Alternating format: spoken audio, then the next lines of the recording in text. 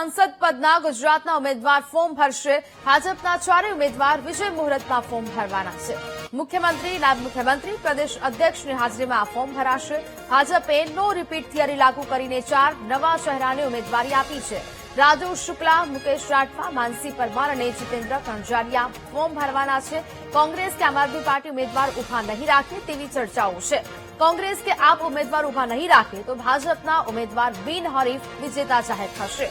9 જૂને ફોર્મ ચકાસણી કરવામાં આવશે। આગામી 11 જૂને ફોર્મ પરત ખેંચવાનો અંતિમ દિવસ છે।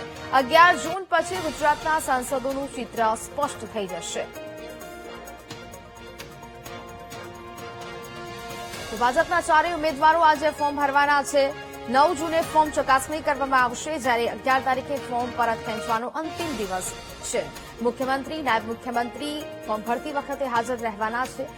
નવા ચહેરાઓને ઉતારવામાં આવ્યા છે। ભાજપે નો રિપીટ થિયરી લાગુ કરીને 4 નવા એવા ચહેરાઓ છે જેમને ઉમેદવાર તરીકે જાહેર કર્યા છે અને આ ભાજપના 4 ઉમેદવારો આજે ફોર્મ ભરવાના છે। રાજ્યસભાના સાંસદ પદના ઉમેદવારો આજે શુભ મુહૂર્તમાં ફોર્મ ભરવાના છે। વિજય મુહૂર્તમાં આજે આ 4 ઉમેદવારો ફોર્મ ભરશે।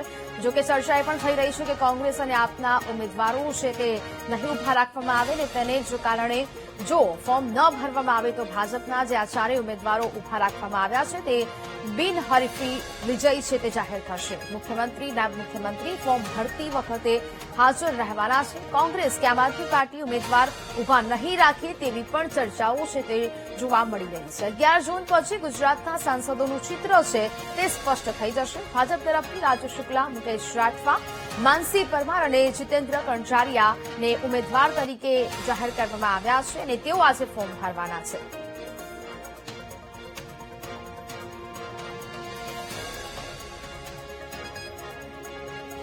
સંવાદદાતા મેહુલ ફોનલાઈન પર જોડાયા છે। મેહુલ, રાજ્યસભાના સાંસદ પદના ઉમેદવાર આજે ફોર્મ ભરવાના છે, શું વધુ વિગત? થોડા સમયની અંદર આ 4 ઉમેદવારો જે છે મુખ્યમંત્રી ભૂપેન્દ્ર પટેલ, પ્રદેશ ભાજપ શર્મા, નાયબ મુખ્યમંત્રી તથા સંગઠન મહામંત્રી રત્નાકરની ઉપસ્થિતિની અંદર ઉમેદવારી પત્ર ભરશે। મોટી સંખ્યામાં જે તેમના સમર્થકો જે છે તે વિધાનસભા ખાતે પહોંચ્યા છે અને તમામ મંત્રીઓ અને સંગઠનના આગેવાનોને પણ ઉપસ્થિત રહેવા માટે સૂચના આપવામાં આવી છે। સમય પહેલા જ માનસી પરમાર જે છે કે જેઓ ઉમેદવાર છે તે પોતાનું ફોર્મ ભરવા માટે વિધાનસભા પહોંચી ગયા છે। અન્ય 3 ઉમેદવારો પણ તબક્કાવાર જે છે તે વિધાનસભા પહોંચી રહ્યા છે।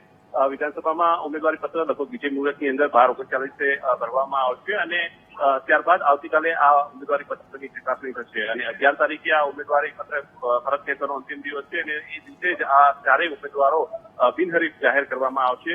ઉમેદવારો જે 4 ઉમેદવારો બિનહરીફ થતા 11 તમામ રાજ્યસભાના સાંસદો ભારતીય જનતા પાર્ટીના હશે અને કોંગ્રેસનો એક પણ ઉમેદવાર હવે રાજ્યસભાની અંદર નહીં હોય। જી બિલકુલ મેહુલ, જાણકારી બદલ આભાર। ગુજરાતના ઇતિહાસમાં પહેલી વખતે રાજ્યસભામાં સંપૂર્ણ બધા જ સભ્યો ભારતીય જનતા પાર્ટીના હોય એવો આ પ્રથમ બનાવ છે, એટલે ખૂબ ઐતિહાસિક બનાવ છે। વર્ષો પછી કોંગ્રેસનું ત્યાં આગળ કોઈ પણ પ્રતિનિધિત્વ નથી રહેવાનું। જે રીતે ગુજરાતે વિધાનસભાની ચૂંટણી હોય, તાલુકા પંચાયત, જિલ્લા પંચાયત કે નગરપાલિકાઓ, મહાનગરપાલિકાની ચૂંટણીમાં ભારતીય જનતા પાર્ટીના શાસનને આદરણીય નરેન્દ્રભાઈ મોદી સાહેબે કરેલા કામો અને એ પથ ઉપર વિકાસની ગતિ ઉપર વખતો વખતના મુખ્યમંત્રી અને અત્યારે પણ આદરણીય મુખ્યમંત્રી ભૂપેન્દ્રભાઈ પટેલ સાહેબ, ડેપ્યુટી સીએમ હર્ષભાઈ સંઘવી અને અમારા પાર્ટીના પ્રમુખ જગદીશભાઈ વિશ્વકર્માએ પાર્ટી, સંગઠન અને સાથે સરકાર આ બંનેના સુભગ સમન્વયથી સરકારે કરેલા વિકાસના કામો અને લોકો સાથે જોડાઈ અને જે કામો કર્યા છે એના કારણે જગદીશભાઈ વિશ્વકર્મા સાહેબે પણ આ કામોના આધારે અને સંગઠનના કુશળ નેતૃત્વના કારણે જંગી વિજય હાંસલ કર્યો છે। યુવાન ચહેરાઓ છે અને ખૂબ લાંબા સમય સુધી ગુજરાત અને દેશની સેવા કરી શકે એવા સક્ષમ ચહેરાઓને સ્થાન આપ્યું છે। આ રાષ્ટ્રીય નેતૃત્વ અને અમારું પ્રદેશનું નેતૃત્વ આ દરેકનો હું હૃદયપૂર્વક આભાર માનું છું। મારા જેવા એક સામાન્ય કાર્યકર્તાને આજે ભારતીય જનતા પાર્ટીએ એ રાજ્યસભાના ઉમેદવાર તરીકે જાહેર કર્યો છે।